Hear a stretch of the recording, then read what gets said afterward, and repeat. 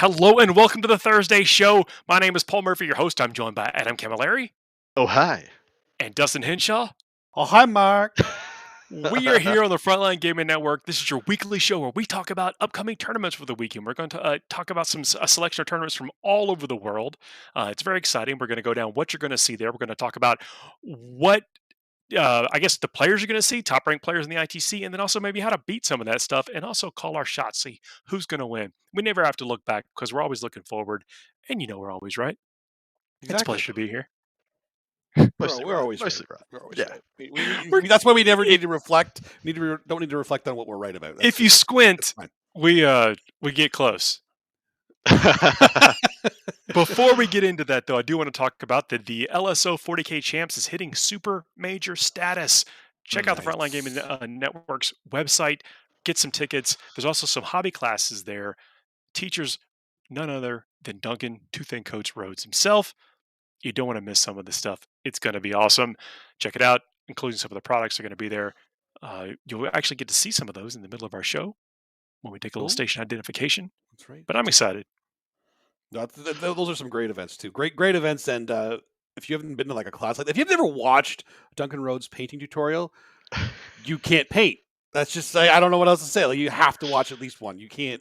I don't know. You're not painting models. Like makes it understandable, makes it attainable. You might pick up, even if you're a seasoned painter, you might pick up a couple of tricks that you did not know before. But that's one of the things. So with these types of events, you got some play stuff that happen, you got some hobby stuff that can happen. It's kind of like a big thing to come together. Some of the times you only see your friends or the friends you make through Warhammer only 2-3 times a year. It's a great excuse to get out there and do it. Please check it out. Links will be. I'm going to just put it on production in the show notes or go to the website. It'll be awesome. Now, this is a live show, so if you're hearing this later on the podcast aggregators, we do this live every Thursday. That's kind of one of the reasons it's called the Thursday show. And I want to give just a huge thank you to everyone that's already in the chat. Artemis Steve, Nurgle Matt, Zebel, I'm butchering that. Restasante. Thanks for joining us and already saying what's up. We really appreciate it. It helps keeps us going. If you were playing in any of the events that we happen to mention, you have to be in chat, and you feel bold enough, throw your list in there or let us know anything we might be missing about the events that are coming up. So let's go ahead. We actually have 4 events to talk about this episode, so we might be moving through it a little bit. Clip may not. We'll see how far we can get, how deep we can get all of them. On this show, when we have such a pivotal change in the entirety of the game, we want to catch as much of it as possible. So we have 4 events from 4 different nations on this earth to bring you this week.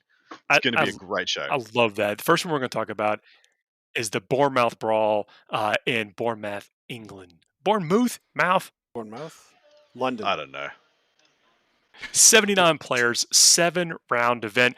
This is so cool. With that number of players and in that number of rounds, you're going to get like some really cool narratives and stories play out. So let's see what factions we're gonna see there.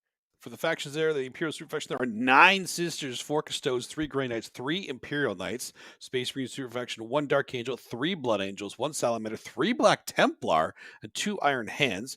Chaos Super Faction, there's 2 T-Suns, 4 Death Guard, 3 Renegade Knights.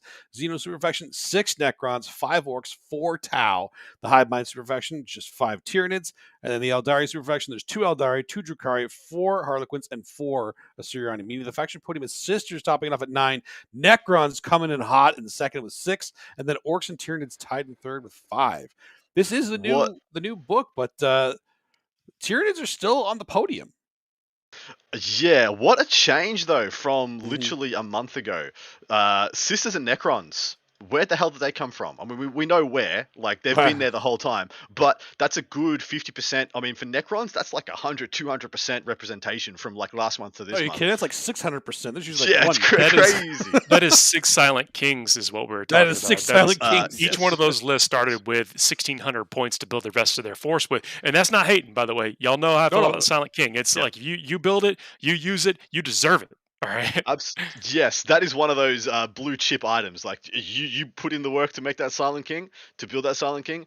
You use that, son. You go for it. This event, by the way, boys, is absolutely stacked. I don't know if anybody else has been following the tournament narrative that's been building this year, but the UK tournament scene has been gangbusters. And so most of the top 5 players in the world are from the UK, are from the United Kingdom, and the top 3 in the world are all at attendance at the Bournemouth.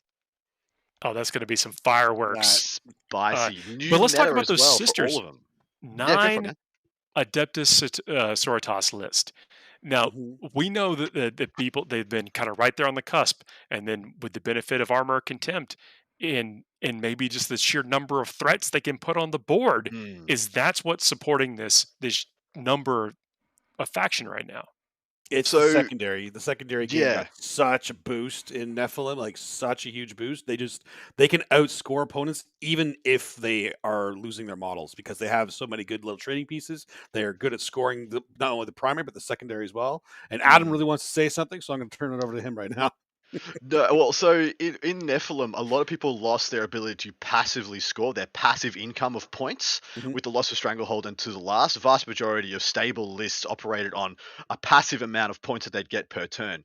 The vast majority of factions lost it, and Sisters got it. So Sisters can do very little and get a very big score, and that just means power in the game.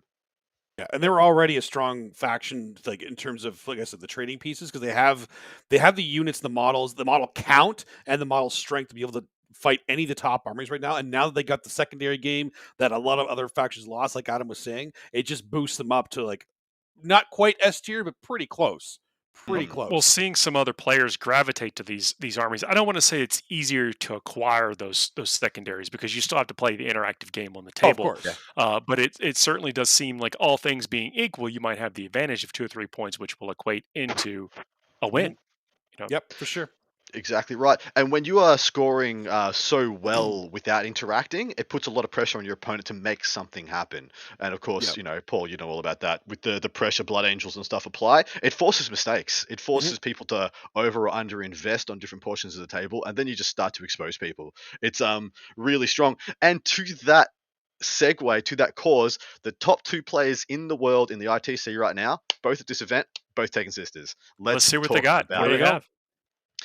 First up, we got Vic Vijay, number 1 in the world and in the UK. He's playing Bloody Rose Sisters. He's got a single battalion.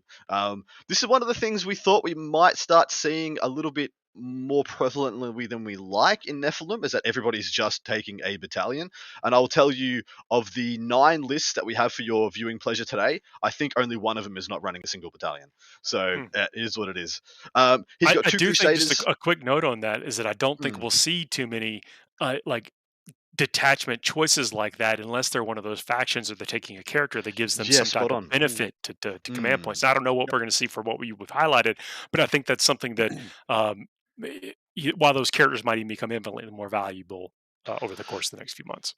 Yeah, dude, spot on. We have a battalion, of course. We've got 2 Crusaders and a Repentia Superior in the no Force Org slot. Then we have Morven Vile and a Canoness for the HQs, 10 Novitiates, 2x5 Battle Sisters, a Dogmata, a Preacher, 6 Sacrosants, 8, 6, 5 Repentia, 1 unit of 8, 1 unit of 6, 1 unit of 5, 8, 6, 6 Zephyrim, a unit of 6, 2 units of 6, 1 unit of 8. What a power pack between those 2. Oh, look at that. 6, like it's a 6-pack. It's a 6-pack of doom. It's really, really, really scary. 2 units of 5 Retributors, a single Castigator, a freaking Immolator, which I'm like, cool. Not the first time we've seen that.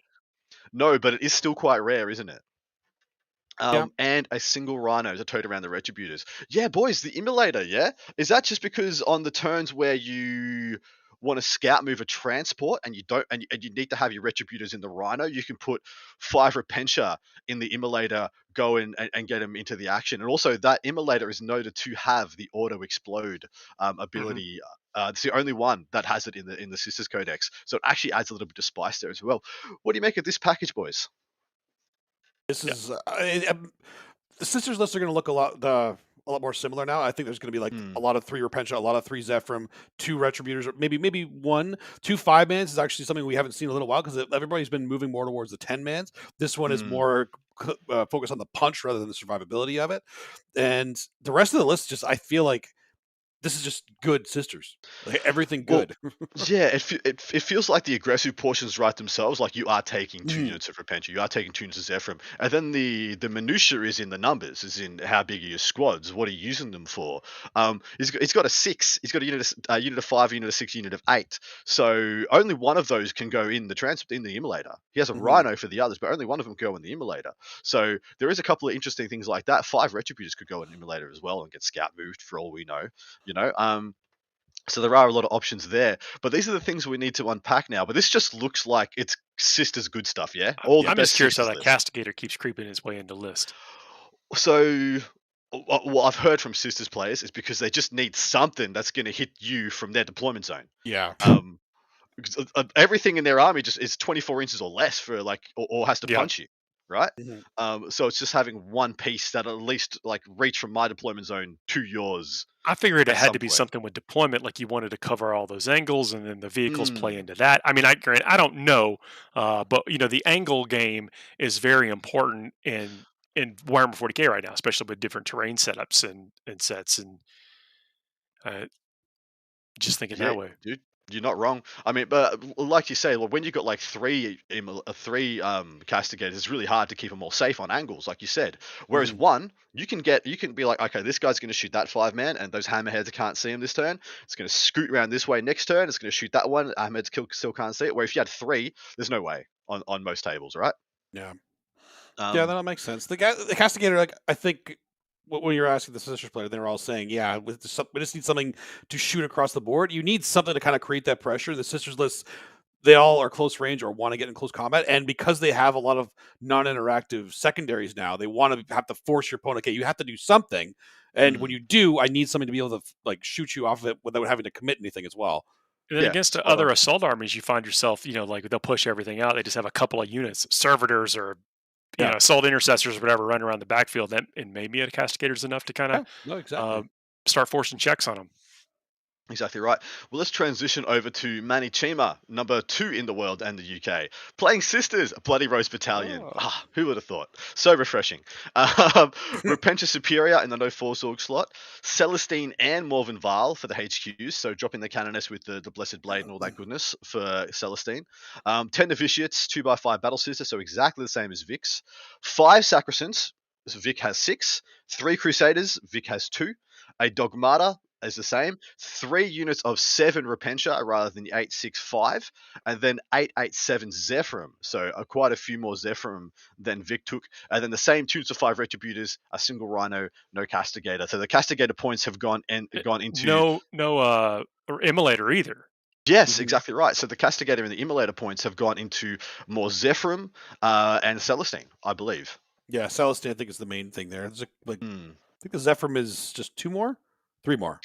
3 more Zephyrim. Yeah. The depth of squads means we're not putting them in any transports. I mean, outside of the Rhino, so maybe invest more a little bit heavier in those.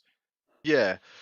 This list seems just more managed, Manny's got a flavor all his own, where it's just like, oh, is this unit good? My amp goes to 11 for that unit, It's just tune it up all the way. Mind you, he could be taking 30 Repentia and 30 of Zephyrim, but he's not, because, for the same reason, Paul doesn't take 10-man Sanguinary Guard units, a 10-man Death Company. You just don't need it. It's a little more win, is what I call it. It's like you're already going to get the job done with that unit, so save 90 points and put them somewhere else, and some of them might score actual points for you. Yeah, it's funny too, because putting too many guys in one squad, when they start getting focused down, you actually have to start worrying about the morale too. How do you guys feel about Celestine and Morven Val being the kind of, what were the 2 guys on the Mighty Ducks, the Bash brothers, the Bash sisters, the Bash sisters of this one? How do you feel about that? Morven Val's an auto include. Celestine is still really good. I think she's got tricks. Like, anytime, I was going to say, I think she's more of a tech piece now. When you blank your opponent, and we hear that, or well, at least I talk about this a lot. It's like when we can make your opponent have to do double work. It's only a 5-turn game. So exactly it's right. You're giving yourself an advantage, and she brings that without being a slouch in combat, and I mean can move far, has abilities, can come back. I mean, what's not to like if you can find points, especially when you feel like you're going to have enough for distraction with all this other stuff in your list. Why not have her going around. Yeah, absolutely. Well, here's the wreaking all question this for you then, havoc. boys. In your opinion, between Celestine or a Castigator and an Immolator, which one would you put in your list? Yeah, I'd lean towards more of the character as well, I think. I think I would. And I'm not claiming to be right. But No, of course not. We're just the people that talk about it. We don't know for sure, right? How do you boys feel about essentially the two best players in the world playing lists that are essentially different in a couple hundred points? They're very similar.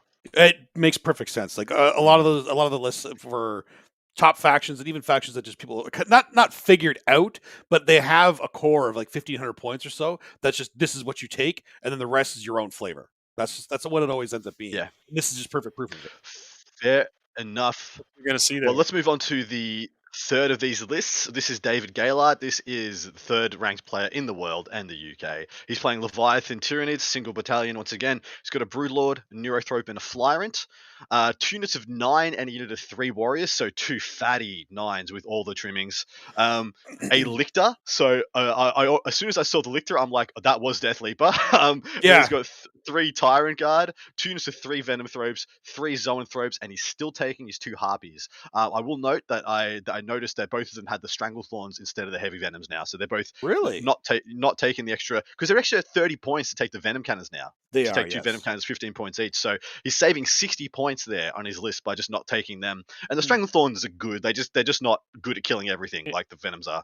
If anybody's wondering when we're talking about XYZ ranked player, we're talking about the ITC rankings, and you can follow along with that and see how it changes each and every week. I know they reference this on the network and other shows, but you can actually go to the website and see, rankings for players, rankings for clubs, ranking for different regions of the world. So when you hear us talk about the rankings and where a player is ranked, that is what we're talking about on the ITC rankings.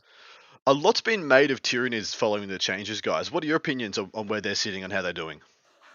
I still think the Leviathan Warrior Blobs are ridiculously strong. I just played them myself yesterday, just for one of my teammates to be able to practice against them, and they may have gotten hit, but they needed to. Like they're still strong the way they are now, especially Leviathan. The durability and just the damage output is actually surprising for them too. These little guys are making 4 strength 8 attacks at -2 damage. Like, that's ridiculous, and they still have decent shooting. So they're the core of the list. They're going to be in every one of them. They're really worth it. Flyrant with the Reaper, ridiculous. Kills whatever he needs to. Yeah. Tyrant Guard, keep him alive. Venom Thropes give you -1 to hit. Zoanthropes give you invulns and mortal wounds. Like, it's just everything in this list is good. Are the Harpies still, as dominant and kind of to push up there and be those almost like distraction units? They're bullies in the Leviathan. I'm assuming one of them has the Synapse upgrade, the other one has the 4-up invuln.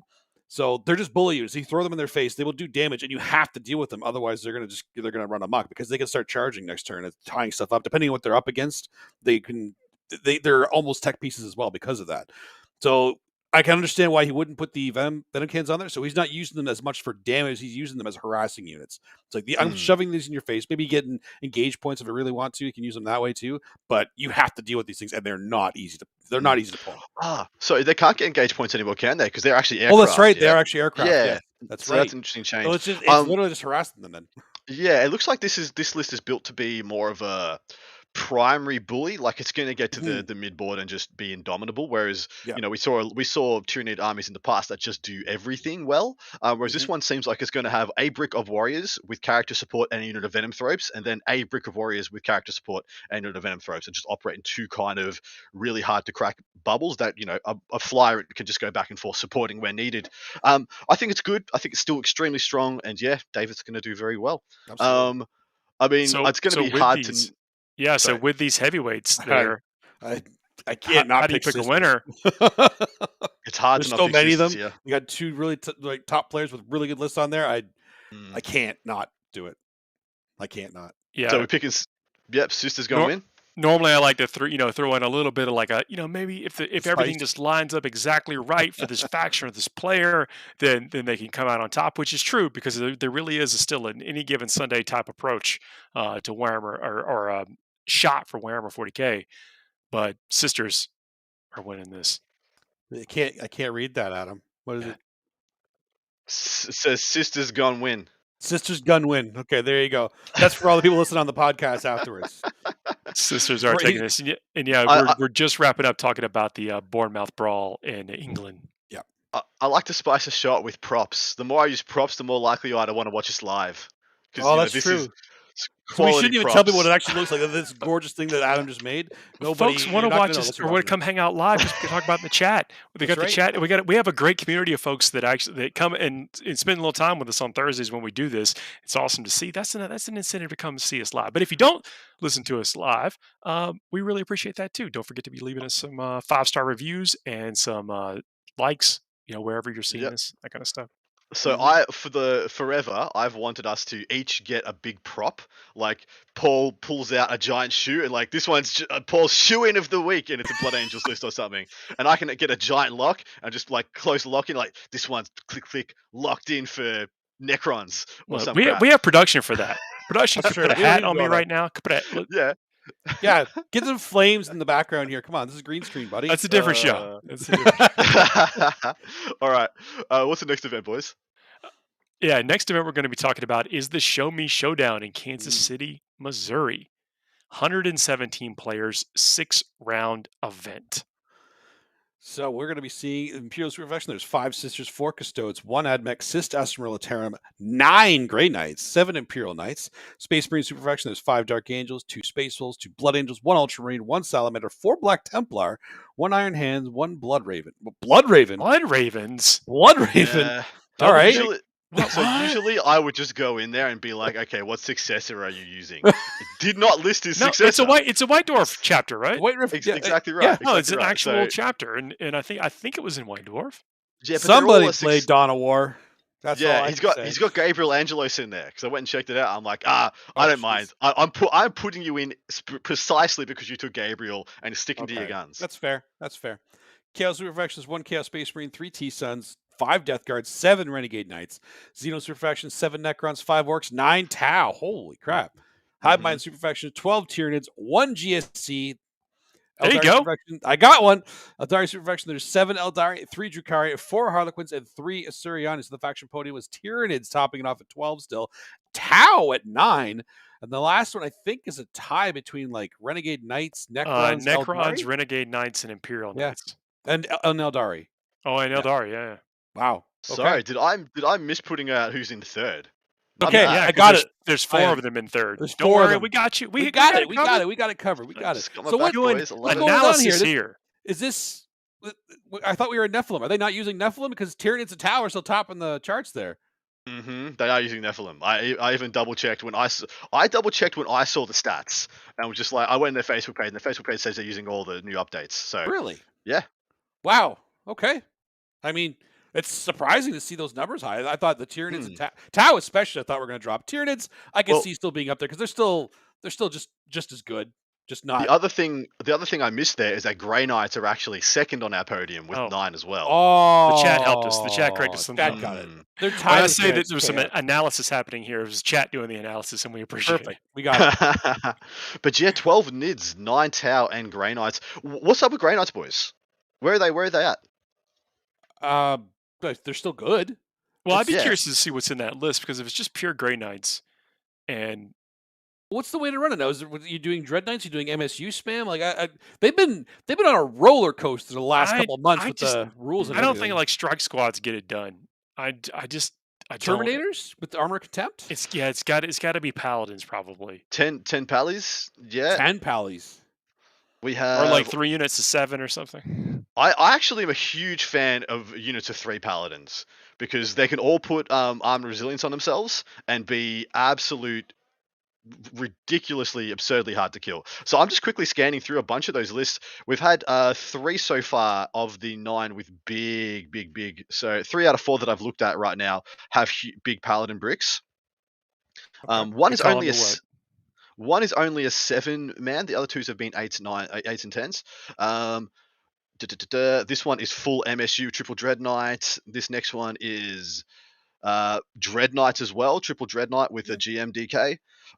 This next one is again triple Dread Knight GMDK. Really? Yeah.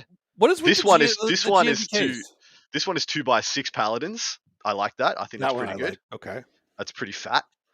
This last one is again the triple Dread Knight. So that is you don't even get armor of contempt. What happened? Why are they suddenly showing up everywhere? I don't know if that's an optimized choice, but So What are we missing?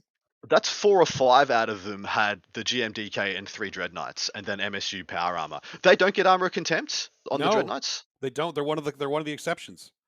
Oh, okay, there you go. It's good to know.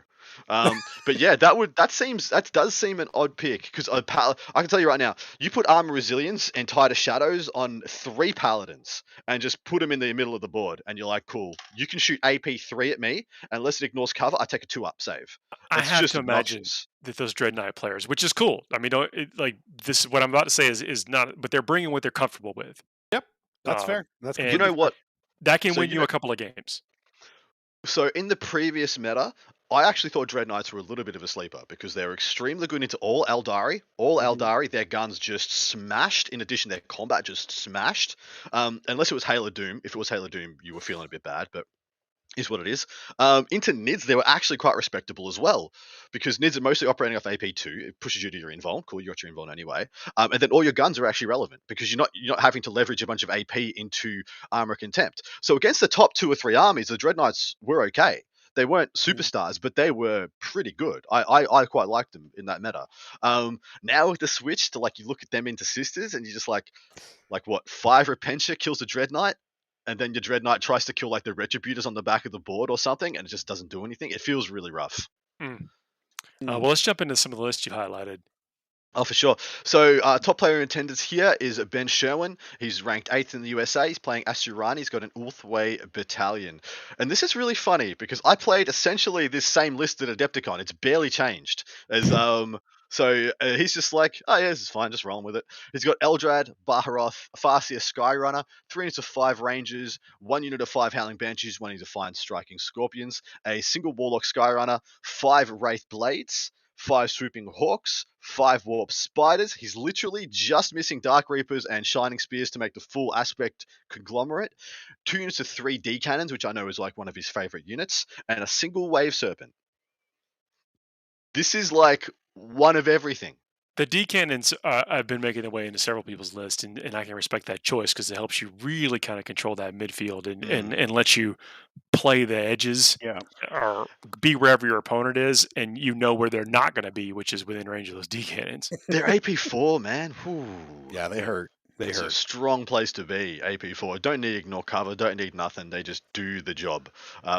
Really, really good. And like you said, Paul, exactly right. They're only range 24, but all the objectives are in 24 inches. That's the whole mid board. Sure, you're not threatening at deployment zones, but people aren't just going to be controlling objectives turn after turn. They can't. It's really quite cool. And so one of the things that's coming to light quite a lot, and I know Ben used to love to do this, is do phantasm and redeploy them and make sure no matter where they are, they're always going to be on the right flank where you need them, because you have to. If they're deployed wrong and they don't shoot for 2 turns, horrible.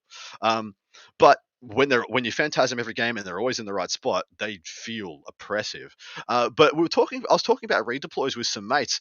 A lot of armies can't redeploy now because their redeploys are 2 CP, and they're like, oh, I start at 2 CP. Am I going to risk being at a donut at the start of the game because I need to fix my deployment? What are they spending all their command points on? Come on.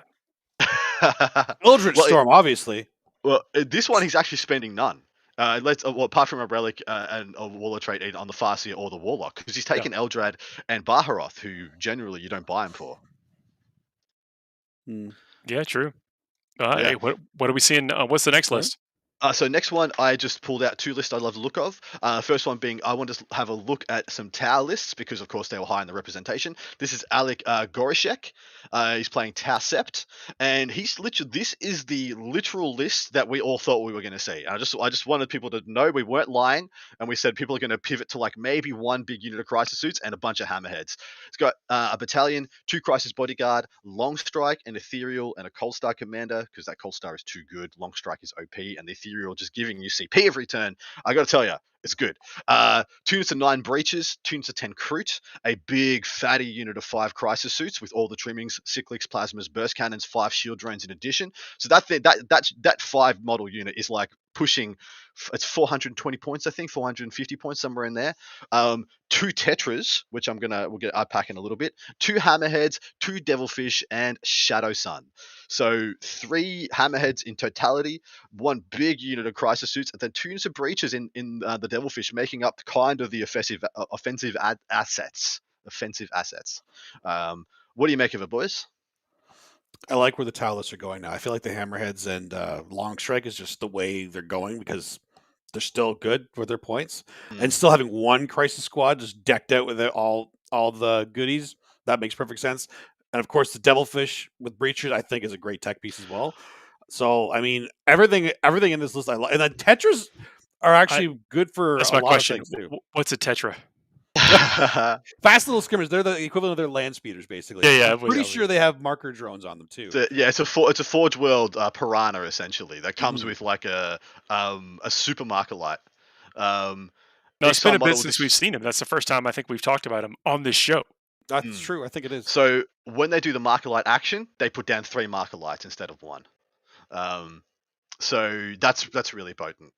So you can just be like, that's market, bada bing, bada boom. I've also got outflank as well, and then they just come with a pulse rifle. They don't kill anything very well. And they're just there to make all the hammerheads hit on 2s, pretty much. But yeah, I like this list. I think this list feels so much more fair and reasonable than the tower lists we had last 3 weeks ago, right, boy? Yeah, it feels fair and reasonable. It's still really strong, I think. I mean, Tower going to shoot a lot, and it doesn't. They only need kind of one opportunity to connect with you, and if you're pushing up forward, right, trying to control that mid board, depending on which the way the terrain is laid out and everything like that, they can still collapse your whole. Oh yeah, man. 1,800 points of your army. In one shooting 100%. Yeah, it's what we talk about misdeploying now is going to be a big deal because you can't CP to fix it. If triple hammerhead catch you napping, like bang, your 3 favorite units decimated. Moving on to the last one, this is Nathaniel Borge. And this is Necrons, Relentlessly Expansionist, Eternal Conquerors. And I'm just going to say right now, this is my favorite list of the weekend because this is a guy who's just like, you know what? I'm going to have it all. Everything. All of it. I'm just having it all. You think I can't? Too bad. I'm gonna. He's got a Supreme Command with the Silent King, of course, and he's got double patrol. This is the only list of the weekend that's not taking a battalion. His first patrol is a Catacomb Command Barge, a Chronomancer, 5 Immortals, and a Transcendent Catan with 3 Scarabs and a full fatty unit of 9 Tomb Blades. Now that they've been reduced in cost, I think that Tomb Blades are amazing. Especially when they're OBSEC. And Scout Move. It's got a second patrol, which is a Technomancer, 5 more Immortals, a freaking Nightbringer, 3 Scarabs, and 6 Locust Destroyers. So they're now greatly points reduced destroyers that get full buff from the Silent King. So Silent King and double Catan, boys. He's having it all. And like one of all the good stuff too, for the most part. Well, so no Wraiths, no Scorpec destroyers, doesn't need none of that stuff. He's like, what do I care about that for? he's got all the OBSEC, double Satan and Silent King. Obviously, like it's still gonna have all the tools he needs. It's gonna be curious where the Nightbringer and not just a regular old Satan was chosen. This is cool. Yeah, I suppose. My argument. Yeah, I do get your argument, because he's taken out all the melee offense, hasn't he? So the Nightbringer is essentially giving him back the melee potency he lost when he took out, I guess, the Scorpec destroyers in the race. I guess I personally would rather have a couple more MSU pieces and have him be like 60 points cheaper to get a regular Transcendent over a named Catan. Now I think is about right. I think it's 240 to 300. I think. Please forgive me if I'm wrong. There's not something I've been keeping my fingers on. Sounds right. We're gonna go with it. We're gonna go with it. It's just like we differently. Sorry. Just like Paul said at the start, if you squint, we're almost correct. Yeah, exactly. Yeah. But yeah, this is a fun list. I like this list a lot. Who's taking it, boys? Ooh. I'm calling Grey Knights for a podium. I'm just going to put it out there. One of those Grey Knight players is going to get the plum run, and it's going to crack that podium. That's why you kept him off the faction podium, so you could just slip it in as like pull out my giant lock to click there the it lock is. Where's in. your lock? Where's your lock? I'm going Death Guard. And it's been a while since I've called Death Guard, but I'm going Death Guard. We're going that way, are we? All right, well then GSC. I mean, there it is. If they've had enough time to get all their Plague Marines on the table. No, that one GSC player is going to take them on. Nobody knows what that army does anymore. He's just going to go into every single game and surprise every one of them with all his tricks. Are we going to start seeing Death Guard battalions that just have 6 units of 10 Plague Marines, and he's going to be playing 2,600 points of effective value, and then the rest of the army, who cares? Like, right at that point, who cares? I may or may not be getting ready for just that eventuality. Paul is holding up a box of Plague Marines right now, people. Right. All right. Look, I don't have that many. What is our third event, boys? Well, third event, we're going to take a break. We're going to take a quick break. That's the third event, right? Yep. And then we're going to come back and talk about the third event. We got 2 more events and then a palate cleanser, the Fuego Rapido. Look, if it's your first time listening to the show or watching the show, you don't want to miss that. It's very exciting. Otherwise, you'll miss it. We'll be right back. At Frontline Gaming, we make the best tabletop gaming mats in the universe. Our mats are durable, rollable, foldable, wipeable, and storable. Oh, and they look damn great, too.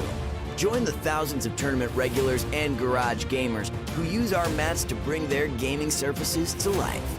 To ensure quality, Frontline Gaming mats are custom-made one at a time, printed with high-quality ink.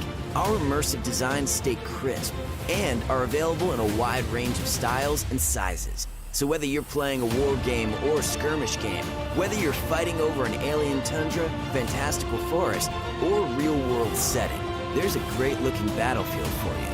Our gaming mats are printed on extremely durable neoprene backing, so they won't slide around the table.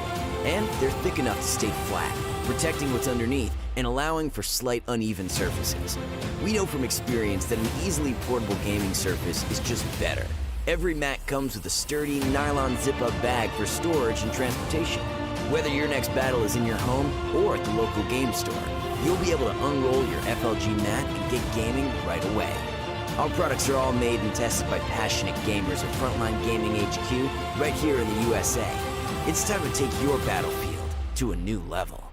Frontline Gaming, champions of tabletop.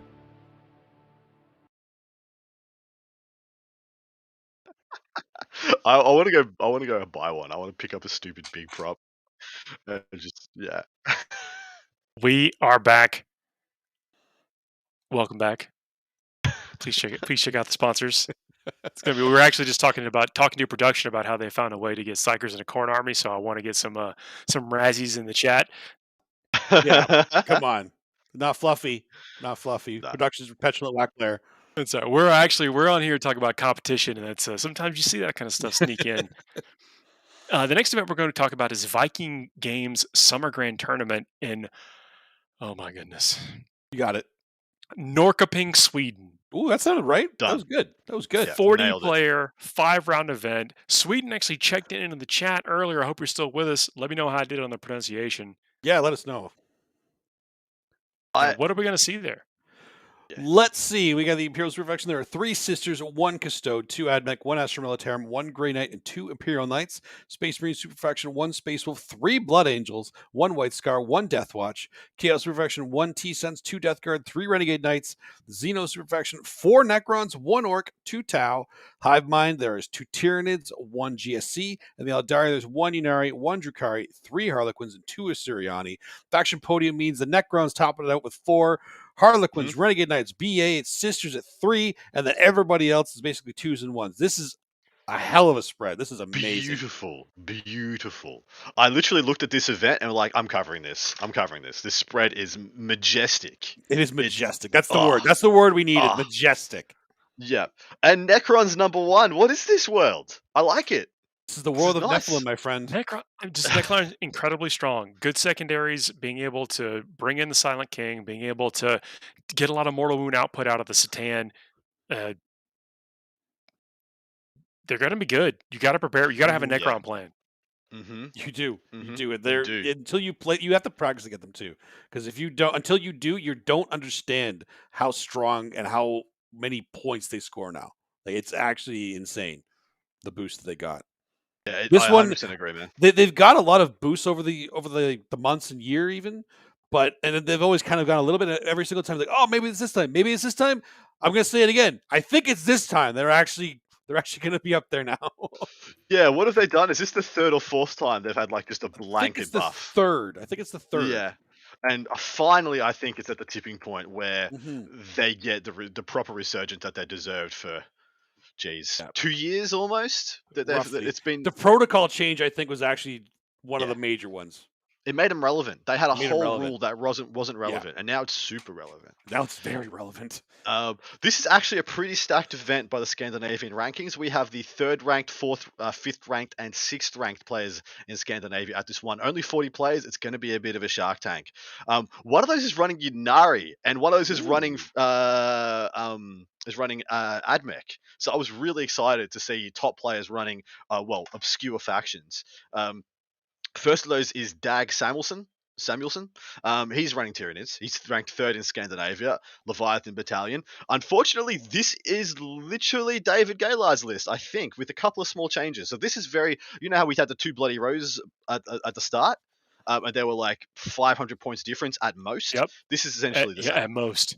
Yeah, so he's got 3 Zoanthropes, a Neurothrope, and a Flyrant, 10 Gargoyles, 2 units of 9 Warriors and a unit of 3, so exactly the same as David's, 2 units of 3 Pyrovores, 3 Tyrant Guard, 3 Venom Thropes, 2 Biophors, and a single Harpy rather than a double. I do like the idea of the single Harpy having the invuln rather than having 2. What's in the Biovores? Yeah, Biovores, the Pyrovores, and the Gargoyles are pretty much the changes from what David had. David had the extra Harpy, another unit of Venom Thropes, and something else. He had another HQ choice, I seem to remember. I had a Lictor as well, and that's right, the Broodlord. I was actually going to ask, I forgot to ask you, why Broodlord? That's the first time I've seen a Broodlord in a long time, Dustin. Its imperative is to give light cover to the army, so I feel like that's an anti-Alpha Strike tech. So yeah, you're taking like 2 units of 9 warriors, giving them cover, giving them -1 to hit. Seems good. Seems good. Yeah. What do we make of this one, Dustin in particular? It's still like it's that 1,500 points of the Leviathan, right? Same archetype, right? Exactly. Same archetype. It's the Warriors, Zoanthropes, the Flyrant, the Neurothrope, the Tyrant Guard, the Venom Thropes, and then the rest of it is his own flavor. It's the Harpy, 2 Biovores, then the 2x3 Pyrovores. There is no Tyrannicide, actually, which is a little surprising. No. Yeah. Ooh, so there's going to Outflanker just be on there. 10 Gargoyles, because having one squad for Endless Swarm, I think it's brilliant to have. The Gargoyles are just the best ones at it because they're fast. Yep. And also Gargoyles with a light cover feel a whole lot better. Yeah, it helps for at least the 1 turn, right? Yeah. But it's to help that. But it's the core list of Tyranids. I think this is for the most part what we're going to see the competitive Tyranid list be. People are going to try a couple of different things. I've seen some like more monster mash heavy lists, but especially with the Tower Hammerhead list coming out, I think that's not going to be the way to go right now. Yeah, exactly right. Yeah, if you want to go take a bunch of Carnifexes and stuff, you're just going to rock up to the Long Strike double Hammerhead list, and they're just going to be, cool. Yeah, didn't Carnifexes do pretty well last week or the week before? Dude, I can't remember if it was the one that we called, but we called the Behemoth Carnifex build, and apparently a Monster Mash Carnifex build did really well last weekend. I mean, but you're all right. That might have been before the Hammerheads made their way back into the environment. Mind you, like the -1 to hit does hurt them.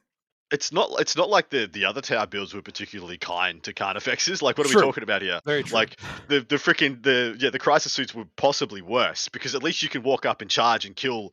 Like, 1 Carnifex just goes and kills a Hammerhead for you. 1 Carnifex does not scratch the paint. Doesn't kill the drones of the Crisis Bombs we used to have. It's the stock -1 damage on the Carnifexes that hurt the Crisis Suits, though, too. That's true. Yeah, you have to have the Cyclics and the Plasmas to like auto crack them. But anyway, jumping into the next top player in the tennis, this is Rickard Nilsson, 5th in Scandinavia. He's playing Ad Mech, Lucius, Skitarii veteran cohort army of renown. Single battalion. I'm so happy to be able to call out an Ad Mech list. It's been a long time between Ad Mech lists. He's got a Techno-Archaeologist, a Marshal, Dominus, and Manipulus. So he's got like 1 of every character except for the Data Smith or whatever. Still good buys, you know. Very value picks. 2 units of 20 Rangers, 4 units of 5 Vanguard. So a lot of MSU and big bricks. 1 unit of 10 Rustalkers. Here's the big shift. 6 Ballistari, a full unit of 6 Ballistari in this list. Didn't they get core back? They did. They got everything back. They got it all. 10 Sterilizers and 3 Cerberus Raiders. So Cerberus Raiders went down as well. The Sterilizers, I scratch my head at a little bit. I'm not quite sure what they do, but I'm sure they're here for a very important reason. But 6 Ballistari boys, are we ready? Yeah, are we ready to feel the wrath again? Again, They kill hammerheads. I think They do. really. I mean, they kill. I mean, they'll Everything. line up really well. Like the hammerhead. Granted, their hammerhead's going to kill one of them for sure, but the other Yeah. 5, like one of them can kill a hammerhead. Well, that's true. When you talk about the angle game, I can shoot one hammerhead and kill it, and then one hammerhead comes out to shoot me. I lose 1. Cool. I've still got 5. 5 kills another hammerhead. Yeah. You bring out another one. I'm down to 4. Turns out 4 still probably kills a hammerhead, because I don't know if people will remember, these things are going to hit on 2s with rerolls, and they're going to be wounding everything on 3s or 4s if you've got transhuman, with rerolls as well. They can have 2 rerolls to wound. Sorry, they're not Mars, so 1 reroll not to Mars. wound, I believe. Lucius. Yeah. But Lucius gives them ignore rend 1, yeah? I think that's the It's buff. been so long. It has been a while since we talked about them. Yeah, so if you are rend 1, you become rend 0. It doesn't make rend 2 go down to rend 1 or anything. And yeah, so it's just double downing on the durability of ranges. The big bricks will survive a lot better. I really do wonder what the sterilizers are there for. Is it just another fast assault unit? Yeah, but the flames are only rend 1, aren't they? So Yeah, I wonder what. But It's a lot of a lot of flame. It is a lot of flame. Yeah. They get to kind of bounce, they can be like this army. I don't want to say it's static because you do have the movement of the Ballistari, but you don't have a lot of things that are really going out there and doing things. Outside of the 3 Cerberus Raiders, and if somebody decides to take them out, they're going to be taken out. Yeah. Yeah, so the sterilizer is going to have 3 or 4 attacks on the Sarge each on the charge, because they get +1 on the charge, and they're going to be strength 4 -1 damage, and then they're going to be flaming assault D6 each. They move 19 inches. So they move 12 inches. Sorry, they're 19 points. They move 12 inches, and they've got assault on their weapons, so they can move up to 18 and then flame another 12. So it's 30-inch range. It's a lot of flamer shots. My issue, I think, with Ad Mech for a while is as soon as that Armor of Contempt came in, their good units felt better, but everything else felt worse. Like all the Rangers in Vanguard, the core units just didn't have enough rend to feel like they did enough now. But I'm really keen to see. They're good against. They're good against Aeldari. They're actually decent Aeldari, into Tyranids, like the Warriors. They don't have bad into Tyranids. So it might be tech just for some of the top armors. He might know his meta, his local meta, and that's what he's playing towards. Just added them in for that flavor. Yep. I love this list though. I think this is good. If anybody wants a good place to start, the bones of this, especially the amount of obsec he's got, I love 4 units of 5 Vanguard and the 2x20 Rangers. I think that's really cool. What's next? Who's the next player we're seeing? Martin Hultgren, 6th in Scandinavia. He's playing Inari, boys. This is something we haven't seen in a while. No, that's what else I haven't seen in a while. Presence we have not felt in a long time. The list is spicy as hell, and it is so hard for me to quantify and unpack. First off, in the no 4 Sorg slot, a max Court of the Archon, 4 Slith, 4 Urgles, 4 Medusae, I think. So max 12 model court. That's some points left over. He's like, where can I put these? Well, it's just a bunch of bodies, and they take psychic powers like a champion from Inari. Then, of course, he has the Archon to make the Court of the Archon legal. A Farseer Skyrunner, the Yinkan, because why else are you here? 2 units of 5 Rangers, a unit of 5, and a unit of 10 Harlequin Troop, which I think is very strong in this configuration. 5 Howling Banshees, 5 Striking Scorpions, 2 units of 3 Shining Spears, 2 Wraithseers, and a single Star Weaver. This is a full aggro MSU style list. I absolutely love it, and I'm still trying to wrap my head around what it does, but it kind of does full aggression. Like it will tear your throat out very quickly. It slaps is what it does. Like it will run at you and slap you to the ground. It's fast, always fights first, has some cool tricks in there with Inari. Can get some +1 to hits there if they start taking like one guy dying. Like it's gonna be scary.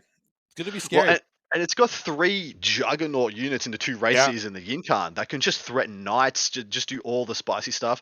The Court of the Archon is just going to go out in front with the is it the Feel No Pain or the Invuln they can give out, or is it both to that unit? It's the 4-up Invuln. So they've got a 4-up Invuln, 5 of Feel No Pain, crap load of wounds. You just chuck it out in front, let them be the thing that people break themselves upon, and respond with all these surgical little bits and pieces. Oh, and then did you bring 9 warriors? Cool, 10 Harley Troop. Go solve that problem. Yeah, this is a good list. Very well weighted, right-sized units, and man, well done to Martin for getting so highly ranked with such an obscure build. Yeah, a lot of jank there. Love it. Who's taking it? I'm going the Inari. I want that. I want to see the Inari too. Yeah, I love that. Can we hand hand another? I don't know what a clean sweep is. I'll pick Inari as well. Can we hand the Destiny, Martin? And the Destiny, there it is. Hand the Destiny, Martin. Bang. Yeah. By our powers 3, we bless thee. Bless thee. We bless thy dice. Has it ever actually worked on anybody? Have we? It worked once. Hence Did it? Hence the meme was born. Like that's okay. So it's worked once, hasn't worked since, but it will work again. Maybe it'll be you, Martin. Maybe it'll be you. He's got. Oh, look at. Okay, so Paul, what's going on? These are with Showdown. Showdown is for the Inari. We've locked it in, and heck is the hammer for? And it's a banger. Yeah, it's banger. Yeah. Oh, this is the banger list. All right, got it. Yes. Done. Well done. All right, well done, Tech Priest Dicky. Like 20 minutes on the fly has just made all our meme dreams come true. We did it. Please, if you are not watching live or watching the replay on YouTube, you need to see how crazy this is. We typically next level. only do 3 events per show. So if you're new around here, then we only do 3 events. We have a special 4th event because we could not contain all this, and we had to jump. We're on like another continent now. We're four countries represented here. For Warhammer 40,000 being played all over the world. It's absolutely awesome. And it's a team event. We love team events. Dustin's also going to this team event. I am going to this team event. I'm so excited for it. I love team events. Played one last weekend, playing one this weekend. What are we seeing? We are going to see Imperial Super Faction. There are 3 Sisters, 5 Custodes, 2 Ad Mech, 2 Astra Militarum, 2 Grey Knights, 3 Imperial Knights, Space Marine Super Faction, 2 Dark Angels, 1 Space Wolf, 3 Blood Angels, 1 Imperial Fist, 2 Iron Hands. The Chaos, there's 2 Chaos Space Marines, 4 T-Suns, 2 Death Guard, 4 Renegade Knights. Xenos, there's 4 Necrons, 2 Orcs, 10 Tau. Ew. The Hive Mind, there's 9 Tyranids, 2 GSC, and then the Aeldari, there's 2 Drukhari, 5 Harlequins, and 6 Asuryani. So the faction putting meaning Tau is top with 10, Tyranid is next with 9, and then Asuryani third with 6. So for those, what event is this, boys? I think we missed it at the start. Oh, You did. so excited! So excited! It's the TGX team event. The TGX event in Where is it? Mississauga, Ontario, Canada. 80 players, 45 minutes. 4 rounds. So it's 2 rounds per day. Yeah, are they 3.5 hour rounds like WTC style? Yes. Nice. So yeah, nice chill. Do your pairings, take your time, get your table set up. So this is 16 5-player teams. But what is this meta? What is this ugly meta from a month ago where Tau, Tyranids, and Asuryani are 1, 2, 3? What's going on? I think there's a lot of people that are actually testing out the Hammerhead build in this one. I've seen a lot of that, and we have a lot of Tyranid players around here. Like the Ontario League champ is a Tyranid player. He just won the league with Tyranids. He's still playing them there. We have a couple of the Team Canada guys that are playing Tyranids as well. Like we have to get tested out. This is a testing ground. Almost all the entire Team Canada is there, kind of split up, like scattered over a couple different teams. We're testing out a couple builds. We're testing out a list that we know as well. So. Are you one of the 2 GSC or are you one of the 9 Tyranids? I am one of the 2 GSC. Come on, man. I was about to say, he's got to go GSC, right? I would have laid so much shade at your. You would have, but you can't because I'm all GSC, buddy. I'm pure What's your GSC. build? I actually played 2 games of the GSC last night, and they did really well into me. What's your build? Tell us what you're taking. I actually have a double detachment. I have a battalion patrol, so I have 60 neophytes. 2 groups of 10 acolytes, with 1 with cutters, 1 with drills. Then I have 3 min squads with 1 cutter and double demo charge. And I have 3 rock grinders. I have one 5-men with lying in wait, just stock, so they can do their tricksy stuff. I've got 1 magus, a banner. I've got the Primus, and I have a 10-man bike squad with the pregame move and the industrial weapons. Yeah, boy. 2 wolf quads. With the Flamers? Yeah. Flamers. Yeah, boy. I actually love that unit. I think that unit is extremely underrated. I tested it for the first time like a month ago or something, and the fact that those wrenches are industrial weapons, I fell in love. It's amazing. Fell in love. Nice. We didn't pull out lists for this one. We just ran out of time to get them done because 4 events. It's a lot. But who's taking this? You will just pick some factions that are going to do well. In terms of the ones that are going to be the most successful? I don't know how we do this. How do we quantify it? we never can do team events, right? That's the problem because there's too many team factors. events that do so with factions. The way team events goes, typically only one faction can be represented per team, and so it gets difficult to actually say what team's going to take it, what faction's going to take it, what trends. Like Dustin, what do you expect to see trends there for this team event? We actually there's the American Team Championship that's coming up pretty soon, so we're going to see if maybe your predictions are right for Canada, and if it also sounds like it's a portent for what may happen for here in the United States. Okay, you mean like the successful lists that are actually going to be doing well in the event? Is that what you're? Well, by the time this event happens, lists will already have to be submitted for the America. But I'm talking about just trends and what factions teams will be gravitating towards. I am seeing a lot of Blood Angels. I'm seeing a lot of Necrons. Necrons are actually becoming a very popular one. The Assyriani are still pretty prevalent, but I think Necrons are going to see a huge lift in. Blood Angels are going to be the main Space Marine faction you're going to see. Tyranids are still going to make their way out there too. And I actually think Chaos Knights too. I think Chaos Knights are a big one. More so than the Imperial Knights. Yeah, more because in teams, I think Chaos Knights make more sense. They're so much more of a spoiler and just make a mess of your pairings. They really whereas Imperial Knights, you kind of know what you're going into. You kind of know what they're going to do game by game. With Chaos Knights, what do you think the good option for build's going to be? See, I used to be a very big proponent of the 2 big and a bunch of small. I have since changed that opinion to 1 big and a bunch of small. I think it's 1 and 9. Yeah, one big, one small. Is it 9? Yeah. I think it might be 10, but I think 10 is what you can get depending on how many marks and other things like. It's 9 or 10. It's a desecrator and then a good split of like 3, 3, and 3. See, that one's interesting. Yeah, they went to the Desecrator away from the Abominant, which we thought it was going to be the Bomb and the 9 or 10. Maybe that's why they get the 10th in, because they're not in the Bomb, because I think the Bomb's pricier than the Desecrator. Oh, is it? I can't remember. I used to love the Abominant, but the last couple times I fought it, I'm like, you know what? This is actually not. Just take the Desecrator. Well, I found the Abominant just didn't kind of do much. Its shooting wasn't that relevant. In combat, it's actually really good, but it's just when you have one Psyker, it's so much easier for your opponent to shut down what it does. So, see, I kind of go the opposite in a team list because you might just not ever play a Psyker. That's true. That is true. Yeah. That's true. But great point though. Great point. Yeah, great. I love the conceptualizing what the Chaos Knights do to pairings, because we got it into a good pairing. I failed my dread test. I failed 3 dread tests. Well, this game's over. Rolled. Yeah, they just got that. They can just do that to anybody. I think that's it, boys. I think that's it. No, we got a little bit more show left. We have a palate cleanser. This is what I was talking about with the Fuego Rapido, where we give ourselves. Well, one, we're presented with a series of topics. We give ourselves 2 minutes to talk about it, and then once this clock is done, over with, that's the last we'll ever talk about that.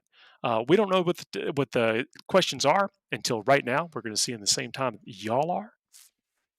They're right. And in production, I think they're going to come on and ask these questions of us. Then we get to just give some rapid fire over here. I'm here for 2 minutes. I wanted to also say there's not any world leaders on any of your lists, Adam, that you did.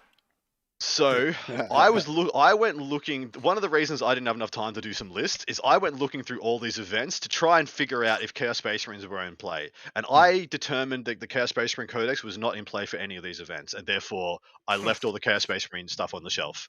I thought I was going to be doing a full CSM expose. Apparently they're in play for TGX. They are. But once again, I didn't have time to pull the list out for TGX anyway, so moot point. Well, a lot of them we didn't have time to really change it because we kind of got it told, yeah, we're going to have it. Everyone's like, yes, I'm already. But I'm of the opinion that there is going to be some significant hobby lag on the Chaos Space Marines builds. I can see that. We might not be seeing that wave crest for another couple of weeks still. Yeah, I can hear that. Okay, let's get started. What do you think the topic is, Paul, since you ruin it? Go ahead. That's a tough questions, yeah. What? I mean, it is. It's 7-7. Which. Well, I mean, I guess. Are you winning the slots? Is that what this is a casino theme or something? I think it's just 7. So, it's just 7. 7. We've been doing this show for a long time, all right? We're running out of ideas. Every week. Yeah, it has to be. Yeah. That's why you guys in the chat should send in Fuego topics and questions. I don't know the topic is July 7th. I didn't know we were. Look, we're scratching the surface. We're just trying to get something going here, Paul. All right. this is All a right. blessing that anyone even submits questions for us, so we really Sure. appreciate it. And whatever loose theme they want to stick together, I'm very much appreciative All right. of it. The clock is going. What's your lucky number? This is a setup. I feel like it's What's your favorite movie? What was the make and model of your first car? Last 4 digits of your credit card. Social Yeah. Security. My favorite number is 4. 4. Why? 4. I've got 3 brothers. There's 4 boys. I've got 4 letters in my first name.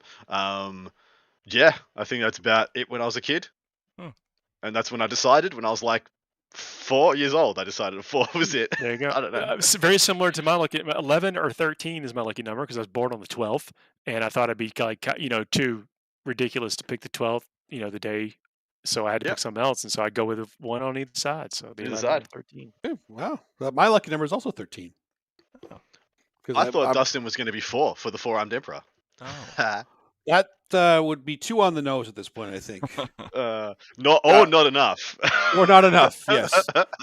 See, little known fact, I was born on a Friday the 13th. Oh. Oh, snap. There you go. So that was actually my lucky yeah. day. Yeah. So was my oldest. Oh, yeah? Mhm. So he's a lucky kid, see? All right. Moving on. Moving on. Boy, I'm about to butter your bread. All right. So number dos, match the 40k Primarch to each of the Snow White 7 dwarfs. Okay, we're going to have to do this as a team. Yeah. This Yep. is a good This is one. a team. This is a team thing. Team event. Is there Doc is Magnus. Not Magnus. Ferris Manus. Magnus. Okay. Why Doc? Well, I mean, I can go on, but we might run out of time because But- Doc brings everybody together. Doc is the one that's like, and then Right, everyone so talks about how Ferris Do Manus. you want me to name them off and you guys can pick one? So Is that we Yeah, got. name- We got. name them off and then we'll- I yeah. literally just googled it. Dopey, Yeah. sneezy, bashful, grumpy. Yeah. Oh, yeah. boom. Paul's got kids. Paul's he knows. got. He's got this. Yeah. Yeah. Okay, so Grumpy. Grumpy. Who's Grumpy? That's Magnus. Angron. Angron. Okay. Angron. Yeah. Okay. I was gonna go Perturabo, but yeah. Dopey.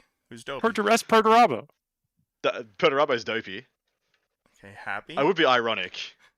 Happy. That's Fulgrim. Yeah, Why is Fulgrim. Yeah, Fulgrim that's so- true. Oh, That's okay, true. Maybe I can Yeah, see it. that's true. Yeah. Yes. What were the other Sleepy? ones? Sleepy? Sleepy. Gilliman, like he spent a lot of time the lion. in stasis. It's the lion. He's like sleeping. Oh, he's still right? asleep. Yeah, the lion. Oh, yeah, Done. the lion. Yep. Yeah, Done. there you Okay. go. Oh, this is good. What's next? Bashful. Oh, who's Bashful. Bashful. Conrad.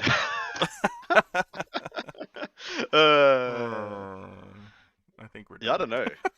Is there any more? Magnus Sneeze. because he's red and he's wearing a codpiece. Sneezy. Sneezy. Who the hell is Sneezy? Sneezy. I mean, Logar. who's most likely to have allergies on the planet Logar, they landed? For sure. I'm going with Lorgar, yeah. Lorgar. Yeah. Yeah. And Okay. did we do Dopey? Dopey was the last one. Who Yeah, was we that? did Dopey, Perturabo. didn't we? Purdy? Yeah, cool. Yeah. Done. All right, done. Did we get him? Nailed it. Boom. Nailed Did we it. get him? No one Got could it. do that more perfectly than what we 20 just did. seconds to spare. Wow. Crushed it. Okay. Best 7th movie in a series. There are so What? few series with 7th movies. So this has to be a Harry Potter. Because like pound Rocky? for pound, those movies, like movie for movie, like what are you gonna pick? I don't know. I guess 7th movie? Okay. Don't Police do it. Don't do Academy. anything. No. Rogue One. Oh snap! Mm. Oh, that is a very good call. Yeah, Is you that won the that one. seventh? It is. It is the 7th one. Yeah. I think if you go like Original trilogy, prequel trilogy, Rogue One comes in between, and then we go into the new crap. Technically, is when do we Solo get- like before all that somewhere too, though? No, Solo Solo was is- after. is Solo. But if Solo's before, then it's Return of the Jedi, which is still okay. Okay. I mean, Still- you mean movie number 7? Like canonically, the do you know when it says when the screen scrolls up, which one says 7 on it? Does any of them say 7 on it? Yes, that's why I didn't want Paul to say it because the one that said 7 is definitely not the best. No, episode 7 is Return of the Jedi. No, Is it's it? not. No, it's 6. Oh, it's Return 6. of the Jedi 6. Yeah. No, 7 is Force Awakens or whatever. That's what I'm saying. Like, it's not that one. How many So- how many Rambo movies are there? Is there 7 Rockies or Is there Rambos? s- Is there? is there I know There- there's 7 Rockies. If you include Creed, there is 7. Yeah, including Okay. Creed and What about Balboa and then those. Fast Creed- and- then Creed Fast 1 and would the be- Furious, too, is another option.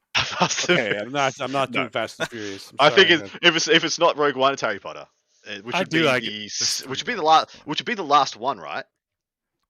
The last Harry Potter mm, was the Deathly the Hallows was Book that 6 is was part 2. two-parter? What was the Yeah. 7th Bond movie? Ooh. Oh, that's a good call. That's If a that good was like call. GoldenEye or something, that'd be. If it was hard to GoldenEye, that was I it. don't I don't think think it that's it though. Can't I look think it we're up, still but I in can't the look up Connor. 1 second. Or maybe a Timothy Dalton. List Oh, of if it was Bond Timothy films. Dalton, All right. no. Fuego, boys. on. Fuego. Diamonds Are Forever was number 7. That one was okay. All right. Who was Bond in that one? That was a Connery. Yeah, Yeah. I thought we figured we're still in the Connors, yeah. That was okay. All right, Cool. you guys. That was the last of the Connerys. It went to Bam, the done. Rogering That's it. Roger Moore You guys after are That's it. that. done. You have no more. No, baby, No we're more done time. because we got it now. Oh, here we go. Which of the 7 deadly sins is committed most in the 40k universe? This is hard to call. All of them. I don't think we can take that answer. I'm sorry, Dustin. I'm gonna That's a say- good question. I mean, pre Slanesh, it was 100%. Pride, sloth, gluttony. But yeah, Post Slanesh, you're talking about Slanesh and Dark Eldar. I would say it's Yeah. What is the one I'm thinking of? It's not Lust, or is it? yeah. Is it Lust? But it's Yeah. not. Just Okay, people why just- we You know what? struggling I've with seen It's- the 40k it's- universe, and it looks really it's- dirty. So I'm gonna say Sloth. It's lust, gluttony, greed, sloth, Glut- wrath, envy, pride. Oh, greed. It's greed. Greed. Greed. Yeah, Greed. that's it. Yeah. Greed Oh, for man. sure. Greed number Yeah. 1. You could make a case for wrath depending on which novel you're reading. True. Is it Bolter Porn or Wrath? We could break down the different I think all of them actually have an argument. different for it. age. We could break down the different ages of the How? 41st We could. millennium. The 41st millennium is broken up into all of the deadly sins. The war in the heavens between the Necron and the Catan versus the old ones. That was envy, straight up envy. Oh, Yeah. see, The we're actually whole onto war something here. Was envy. We're Yeah. onto something. Chat officially thinks you're wrong. They think wrath because there is only war in 40k. It's true. That's There- true. There is. Is that really wrath though? War is not necessarily wrath. It's just What else could war be? killing people. You kill people. You don't have to. It's not necessarily wrath. That's It's not what you gluttony. do it. You do it to survive in there. It doesn't necessarily mean. You know what? In the 40th millennium, I don't think killing Fuego. is a sin anymore. It's just not a thing anymore. Fuego. Killing's not a sin. It's just an action. It's just an action. It's just a way of life. Jeez. Okay, how good was 40k 7th edition really? I loved it. It's actually Yeah. What part of 7th Yeah. edition? I loved the core rules of 7th edition. I actually still like the core rules of 7th edition quite a lot. I played them in Horus Heresy quite a lot, and still think that's a great rule set. Everything that was wrong with that edition was the periphery stuff, all the Those psychic supplements, all the powers. codexes. Yeah. If you just literally ripped out endurance and invisibility, that core rule Yeah. set is fantastic. Okay. Yeah, I agree. Um, Yeah, if you just Alright. you had to basically like invisibility is what made that kind of difficult for Mm. folks. Yeah. I think 7th Um, edition was just a compilation of getting more powerful every time. This is before nerfs were a thing. Just in order to make things relevant, you had to make them stronger than the last thing that was strongest. That was yeah. what 7th was. It was the true inaction of power creep. We like Yeah. the it's unavoidable. They have designed power creep now. Like we couldn't pretend it wasn't there anymore. But yet, like I still think fondly back to 7th edition. I still think very fondly of those games. I thought there was still a lot of nuance there. Once you got to like Death Stars versus Death Stars, it was a bit stupid Yeah. at the extreme. But I enjoyed trying to crack Death Stars with crappy lists. Like That was a fun mechanic, and I Mm. actually love the ideas of formations. I think we've talked about this on the previous shows too. I love the idea of giving you a buff but forcing you to take certain things. I love that idea, and I want that to come back because just not the way it was before. It was a I cool would concept. love the Decurion detachment is still my favorite way to build an army.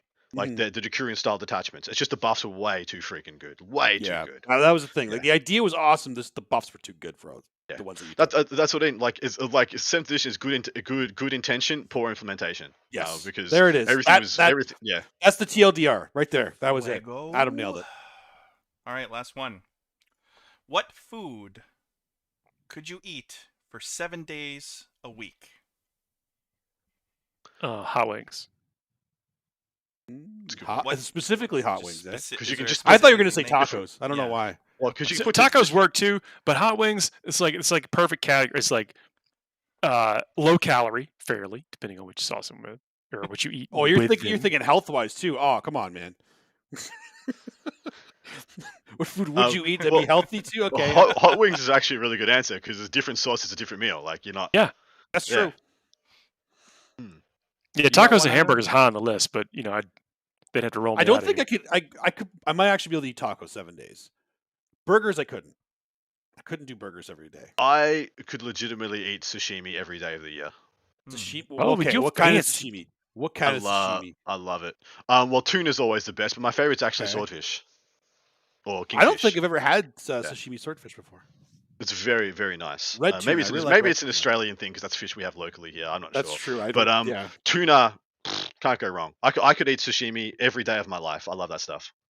Mm-hmm. It's clean. It feels good. Yeah. Okay. Someone said Bloody Marys. What could we? Bloody Marys.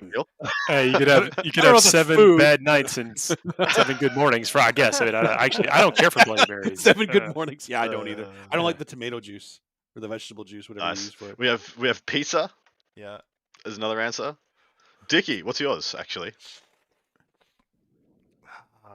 I think the wings are actually a pretty smart answer. I think so too. So I'm gonna go with wings. Yeah. I like the stir fry. That's my go-to meal. My first answer was going to be eggs because you just cook them different every time. I only eat my eggs one way though, so that wouldn't work. Yeah, that doesn't work for those of us that do. But I make some mean scrambled eggs. I'm telling you, really delicious scrambled eggs. Fuego, gentlemen. Good to know. Dicky out. Oh, okay. That's our show. I know we got the 4th event squeezed in there. Can't promise that every time, but what we can promise you is tournament stats and also some commentary about who we think is going to win, what you're going to need to beat those types of things. We didn't go too much into that because we talked about the 4th event this time, and then that palate cleanser at the end, a little bit of fun stuff to kind of get us out of that crunchy Warhammer 40,000 we were just spending about an hour talking about. Crunchy and I had a blast. Yes, not the one I said a couple of weeks ago. Crunchy, yes. Crunchy. That is our show. Please do not forget to like, share, subscribe. For folks that came and watched us live, really appreciate it. Love participating with the Fuego that we do. Not just kidding. I really enjoy this each and every week, and I'm glad that y'all seem to as well. Adam and Dustin, anything you want to add before we wrap this up? Absolute pleasure. Get out, enjoy some games. The doom and gloom of Nephilim. I'm not buying into it. I think this is awesome. No, but I'm loving it right now. I'm looking forward to seeing more of these events and talking about it with you boys. I'll see y'all next week. See ya. Bye.